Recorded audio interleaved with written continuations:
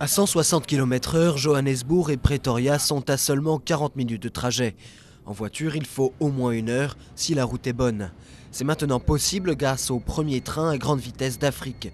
Il a été construit pour faciliter le commerce dans le centre économique du Gauteng. Cette région d'Afrique du Sud produit à elle seule 40% du PIB du pays. Mais le trafic sur les routes est une limite au développement. Pour le conducteur, ce train va changer beaucoup de choses. Ce qui permet de bien voir que ce train va beaucoup plus vite, c'est lorsqu'on peut voir les voitures sur la M1. On voit bien qu'elles n'avancent pas comparé au train. Les trains sont maintenant prêts à faire le trajet, mais il reste encore quelques détails à vérifier et contrôler. Didier Lescloupé s'occupe de pratiquer ces derniers tests. Il travaille à l'origine pour la RATP, l'entreprise gestionnaire du métro parisien, qui bénéficie d'un contrat de 15 ans pour faire rouler le GoTrain.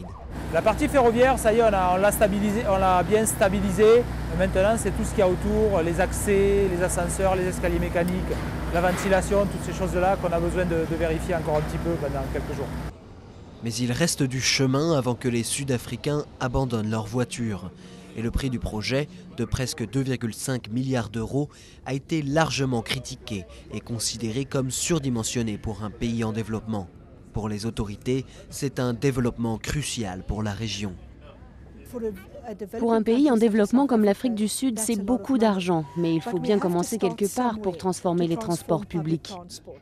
Les transports publics étaient très restreints durant l'apartheid en Afrique du Sud.